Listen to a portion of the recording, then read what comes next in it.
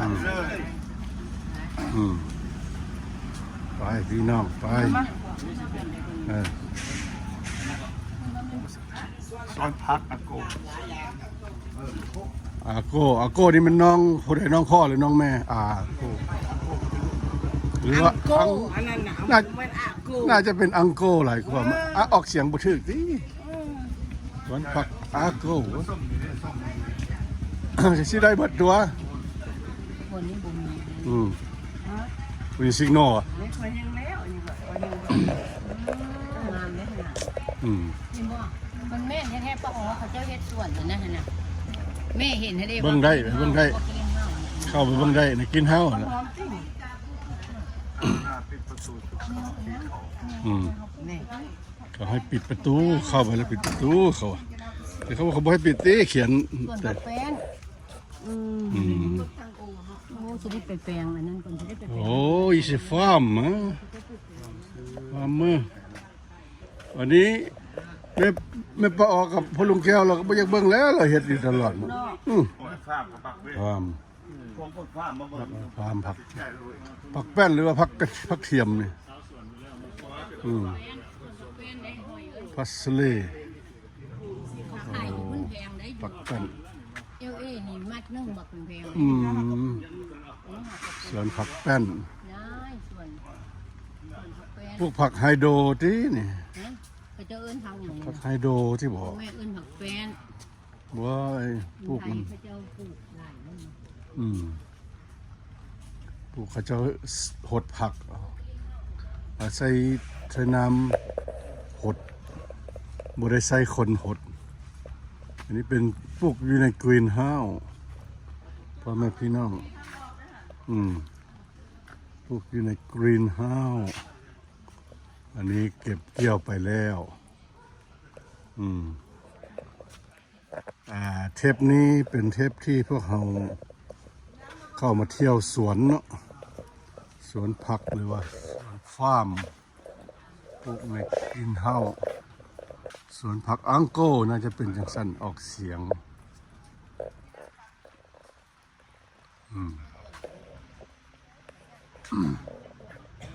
ผักแป้นบ้านเขาเอิ้นผักแป้นไปคั่วไปผัด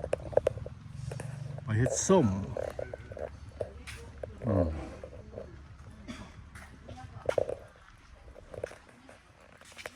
เทปนี้เป็นเทปพิเศษ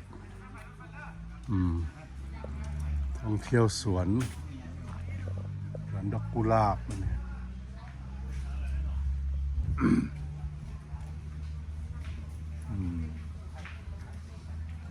อากาศดีมันนี้สีเย็นเย็นหนาวอากาศเหมาะกับการเป็นไอเป็นหวัดคักนี่อากาศแบบนี้อันนี้ก็ปลูกหมักองุ่นหรือว่าละแซงหรือว่านี่มันวายไปแล้วหรือว่ามันเศร้าเป็นแล้วโมเมนยามมัน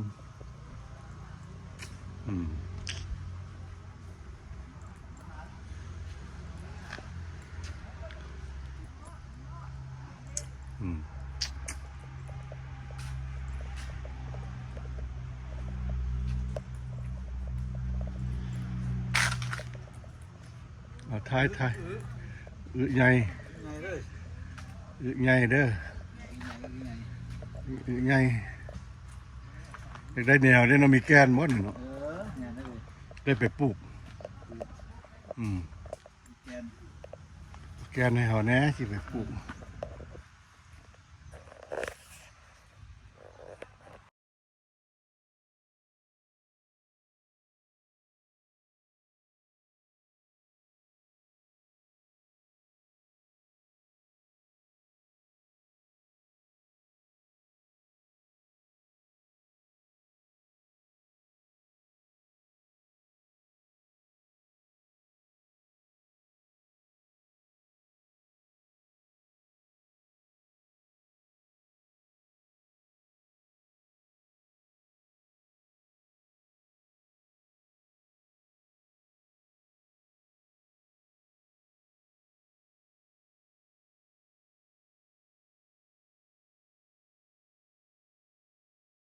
โอ้อันนี้ผัก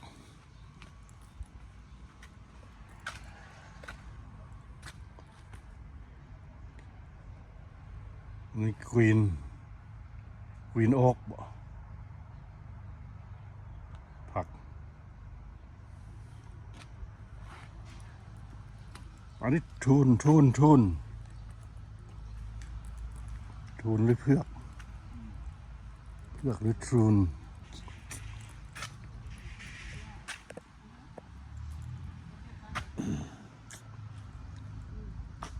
สวนผักอังโก อากู มือนก มือว่านบบ่ มือนกเลย โอ้สบายดี เซลฟี่อยู่หันผู้ชายผู้สาวอย่างนั้นเต็มอย่างนั้น อืม เราจะงานแต่สุดเนี่ย โอ้ มันครึ่งแล้วนี่ เนาะ วอมันซื้อ บอกนี่คือว่าเข้า เนี่ย ไปหลายแท้เสร็จเนาะ หัวเอาไปร้ายเลย อืม ไปทางเลย ยังบักไก่ยังบักหลาย ไป ๆอืม งานปะล่ะ ผักอังโกเนาะ โอ้ เบิ่งหยังอยู่ไหน พักปะล่ะนะ ว่า พักทุกนี่ทุกอย่างเลยนะแบบเลย อืม อ่าน แล้วมันเอาไปขายใส่เบิด ทรงอันนี้เด้มีหมากทรงกระดาษปาก โอ้ สีลาย เขามินิมาร์ท มีหมากนี่ก็มันนี่ก็นี่ อืมว่า นี่ใกล้ๆนี่ นี่มันป มั ลู น ก ก็ลง นี่มันปลูกผักกินเฮาแบบปลอดสารพิษผักปลอดสารพิษ ปอดสารผิดก็ว่าเป็นแมน อืม เนาะ แม่นผักปลอดสารพิษ ปอดสารผิด เพราะมันแอมมงไว้บ่ให้แมงไม้เข้า อ้าวเดี๋ยวเบิ่งสิ อืม เห็ดลงทุนเหมือนหน่อย สวนปลอดสารพิษ หลา โอ้ ย คันเฮานี่ได้กินเฮาตัวหนึงนี่ก็ เออ บ่ธรรมดาแล้วนี่ แม่น คนลาวบ่คนมาแต่ไส คนประเทศ โกเลียบ่ แมนคนต่างประเทศมาลงทุน อืมโอ้มื้อนี้คือบ่มีคนงาน นี่มันหอดโมงก็เห็ดเลย อืม มีโมงมีเวลา แล้วระบบอันน่ะกรีนเฮาส์เข้ามา ข้าว อันนี้ก็เอิ้นระบบกรีนเฮาส์ กินข้าว อันนี้ก็ปลูกจังซี่แหละปลูกส่งกัมพานีเป็น แบบนี้กัน ปลอดสารพิษ แมน ปลอดสารเคมี ที่นี่ ผักหอมต่างๆส่งเข้าอันนะซุปเปอร์มาร์เก็ตคือเขาตลาดใหญ่ นอก อืมพ่อแม่พี่น้องคันอยากมาเบิ่งได้มาทางอันนะเซกอง ตั้ง อืมก็มาแวะเด้อส่วนผักอาโกต้นแพรปารมี งามคักต้นแพรปารมีนี่ก็มันบ่สูงนี่ให้มันสูงจังหน่อยสิงามกว่านี้ต้นแพรปารมี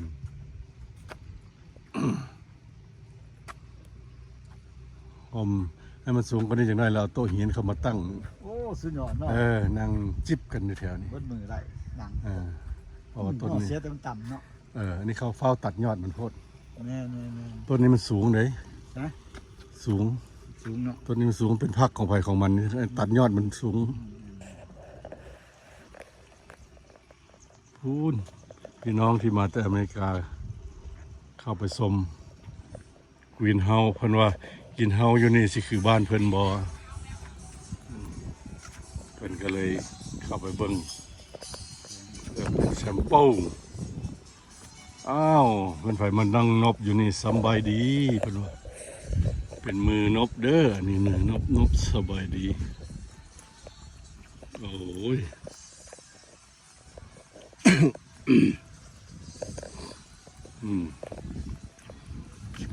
สบายดีโอ้เขาเข้าไปรถได้ที่อันนี้เขาเข้าไปได้เลยที่ เข้าไปเลยไร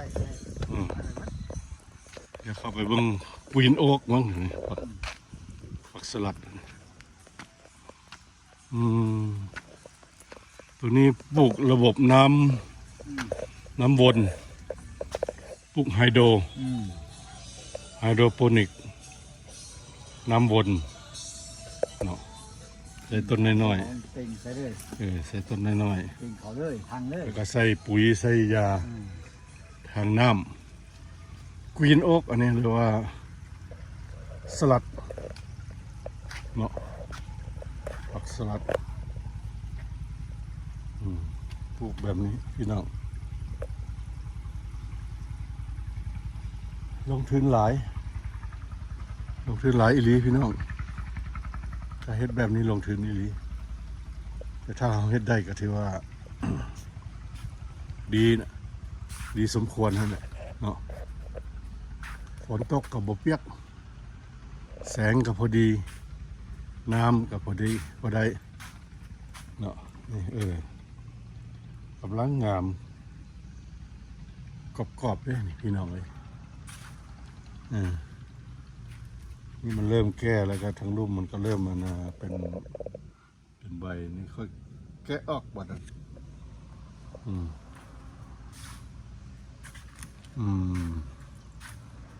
ก็ดีเฮ็ดดีพี่น้องถ้าระบบฟาร์มเฮ็ดได้แบบนี้มันดีแต่ว่าลงทุนหลายมีหลายคนที่อยากได้แบบนี้แต่ว่าบ่มีความสามารถทางด้านทุนเนาะก็แค่เฮ็ดโรงเรือนนี่ก็หมดหลายแล้วมันหลายล้านหลาย10 ล้านบ่เป็นธรรมดาแต่ถ้าเฮ็ดได้แล้วโอเคผักนี่ขายได้เฮ็ดแบบถ้าเฮ็ดแบบนี้ขายได้ปลอดสารพิษปลอดสารเคมีส่งเข้าซุปเปอร์มาร์เก็ตเข้าหม้อต่างๆเข้าโรงแรมขายได้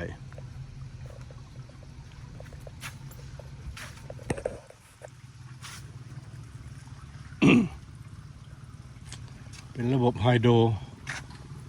แต่ว่าเป็นน้ำนิ่งในน้ำหมุนไฮโดรน้ำหมุนเวียนมันมีระบบไฮโดรนี่มีระบบน้ำนิ่งกับไฮโดรน้ำหมุนเวียนตัวนี้เป็นไฮโดรน้ำหมุนเวียนบอกเป็นน้ำนิ่งปลูกผักไฮโดรโปรนิก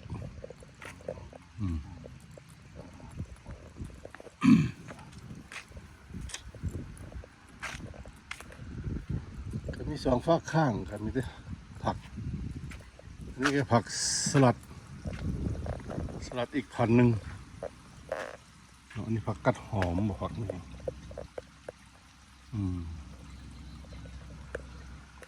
ผักควีนนี่แหละ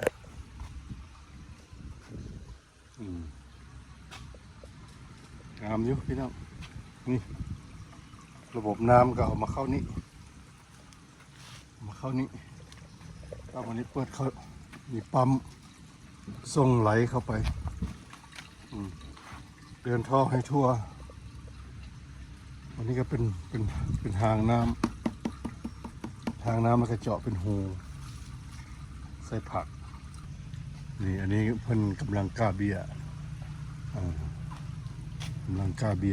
ก็จะเป็นหูเป็นปอกอันนี้เพิ่นมีขายอันนี้นี่ก็จะมีน้ำมีน้ำมีปุ๋ยอยู่ในนี้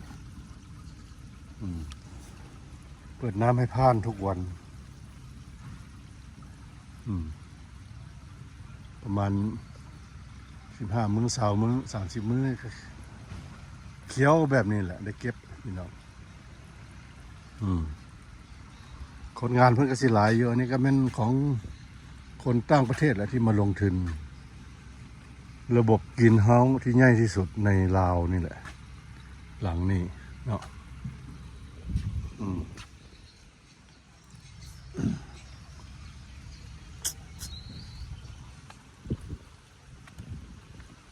อันนี้เพิ่นเฮ็ดเป็นมือนบเนาะเอาบ้างทางนี้ยังสิเห็นว่าเป็นมือนบแต่ถ้าเราเลี้ยวมาทางนั้นบ่เห็นบ่เข้าใจเป็นมือนบอันนี้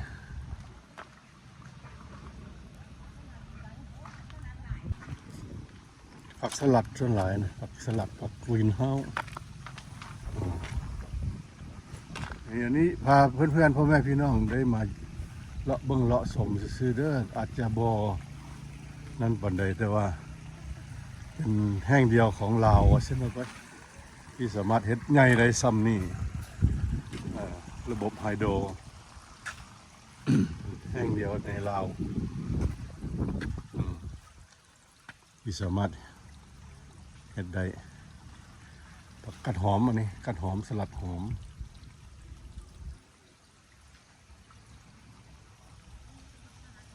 ถ้าเปิดตู้ไว้แบบนี้ก็โอกาสที่แมงไม้สิเข้ามามีโอกาสอันนั้นก็ปลาปูกับปิวว่างๆอยู่ ผักสลัดแบบนึงเลยนี่ ผักสลัดหอมนี่แหละอันนี้ผักกัดหอมนี่แหละมันจะแซ่บโอ้ยยำมึงละคือสิกรอบผักสลัด สลัดกรอบสลัดหอมถ้าเฮ็ดได้แบบนี้มีบ่อนขาย มีบ่อนขาย แต่ว่าลงทุนนี่มหาศาลเลย แค่เฮ็ดกรีนเฮาส์นี่ก็แค่เฮ็ดกรีนเฮาส์นี่ก็โตหลายหลักล้าน หลายหมื่นล้าน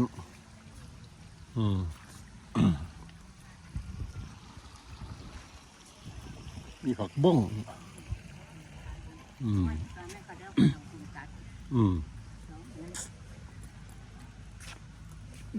แต่บางทีเฮาตัวนี้พี่น้องเพราะว่าคนงานเพิ่นกำลังตัดกำลังออกแห่งงานอันนี้นี่ก็สลัดสบายดีบ่อันนี้เพิ่นเอิ้น โอ้ตัดแล้วจะถอดนั่นพร้อมเลย เก็บพร้อมเพื่อเกียมลง อันนี้เพิ่นเอิ้นสลัดหยังนะโอ้เฮามาอยู่ใกล้ในเลี้ยงกระต่ายเนาะลูกหลานเลี้ยงกระต่ายเด้อเลี้ยงกระต่ายอันนี้กระต่ายกินดีบ่ได้ซื้อ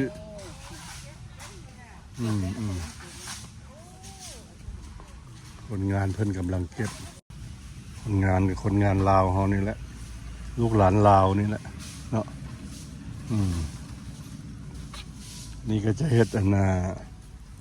แผ่นอันนี้ก็สิเป็นแผ่นดักอันน่ะแมงไม้เพราะว่าเพิ่นกล้าเบี้ยไว้นี้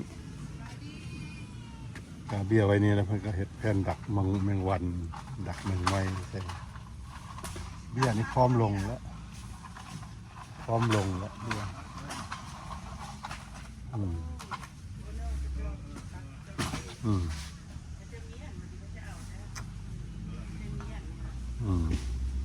เอาออกไปแล้วก็พี่น้องเมืองนอกเขาก็มาเบิ่งเนาะเพราะว่ายังบ่ทันเคยเห็นอยู่ในประเทศลาวมีแห่งเดียวที่เดียวในประเทศลาวแต่ว่าอยู่บ้านเพิ่นนี่อเมริกาก็มีหลายแล้ว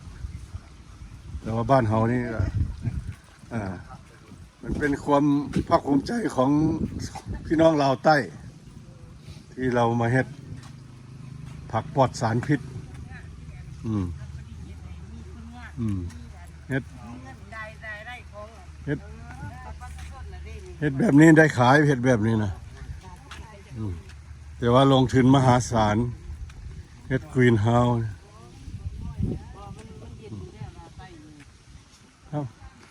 เขาก็อยากได้กรีนเฮาส์จากอันนึงแบบนี้ถึงเลขจาก400 ล้านกันเด้อ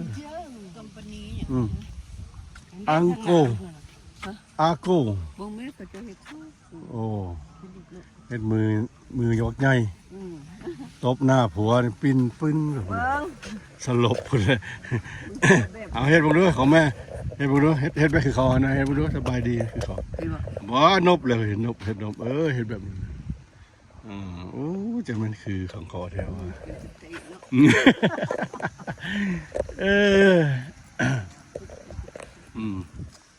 คักอันนั้นผักกัดซอมวะเบื้องใบคือผักกัดซอมไปบ่เคยเห็นผักกัดซอมไปเบื้องผักกัดซอมอย่างก่อนผักกัดซอมนี่ผักกัดซอมขอไปเฮ็ดส้มผักได้บ่ได้บ่อันนี้แม่มันผักกัดซอมแม่ผักกันบวงผักกันบวงพี่เขาเบบี้บกชอยซื้อเบบี้บกชอยกำกันนิดเชียวกันนิดบกชอย บ่แม่นบักหิงห้อย เสียงไห้บกซอย บ่แม่นเสียงหอย มันเสียงห้อยเลย เราเสียงไฮ้นี่เราเสียงห้อย โอ้อันนี้ อืม เขาว่าเสียงไห้บกซอย อันนี้บักจ้อยอันนี้เอิ้นบักจ้อย อันนี้เป็นระบบน้ำวน คือเอาน้ำปล่อยน้ำเข้าไปปล่อยให้น้ำปล่อยปุ๋ยเข้าไปเลย อืมใส่แต่น้ำดินมันเอาแค่จับ พอได้อยู่เนาะใส่แต่น้ำ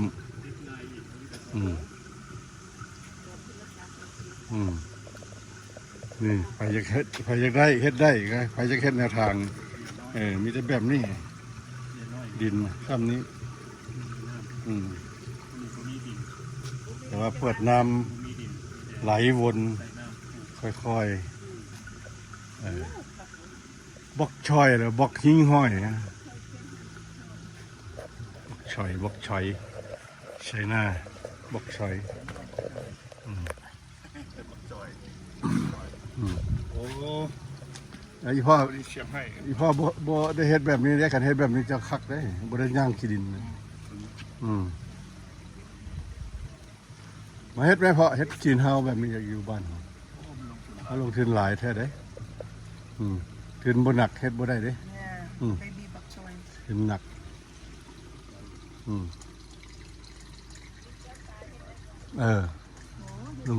ลุงแก้วตาเฮ็ดเฮ็ดได้มาเฮ็ด ลงทุนกลิ้นห้าวก็พอแห้งแล้ว เฮ็ดได้มาเฮ็ดอยู่บ้านบักหอยเด้อ แล้วเฮ็ดให้คนมาเยี่ยมมาย่ามอีก ย่าม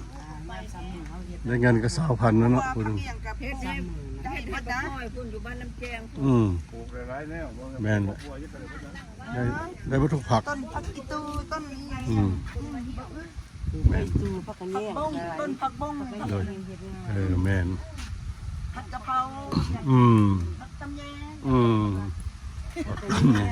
ผักตำแย เอาบัวละผ้าอันน่ะอีตู โอ้อันนั้นเลดโอ๊กบ่อันนั้นเรดโอ๊ก ต้องมันได้ล่ะเป็นไรไป โอ้ไปเรดโอ๊กสุดเท่านี้แหละเลี้ยวก็เลี้ยวออกคุณ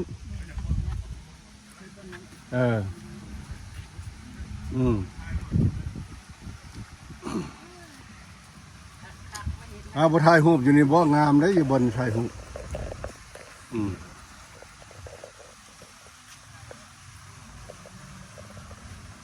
ย่างหลายก็มดแห้งแล้วเนาะพี่น้อง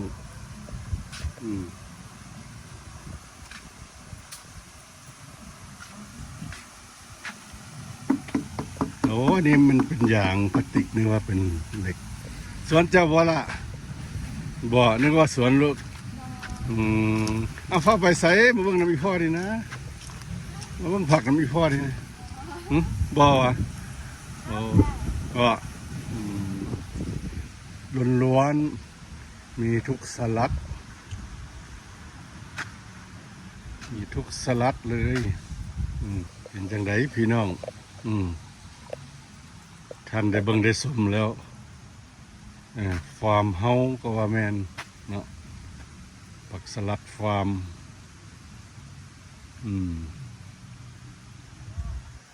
เอาการเลาะฟาร์มก็สิประมาณนี้แหล้วเนาะพ่อแม่พี่น้องเนาะก็ขออำลาพระจากคลิปนี้ก่อนพาเที่ยวฟาร์มอังโกฟาร์มอยู่เซกองเด้อแขวงจำปาสักน่าจะเป็นของการลงทุนของต่างประเทศเป็นโกเลียบ่หรือจากประเทศใดสักอย่างหนึ่งแหละจำบ่ได้ปานใดเนาะแต่ก็ถ่ายให้พ่อให้แม่ให้พี่ให้น้องได้เบิ่งได้ชมวันนี้คือสวนผักปลอดสารพิษผักไฮโดรโปนิกระบบน้ำวนว่าเส้นเท่าไปเนาะอันนี้เนาะถ้าท่านได้เบิ่งแล้วมีความคิดความเห็นอะไรก็คอมเมนต์ใต้คลิปได้เลยเด้อพี่น้องเด้อขอฝากคลิปนี้ไว้ในอ้อมอกอ้อมใจพวกท่านกดไลค์กดแชร์กดติดตามให้ข้าพเจ้าซ่องน้อยๆเด้อจากใจฮักคนลาวขอลาไปก่อนละพี่น้องไปละสบายดี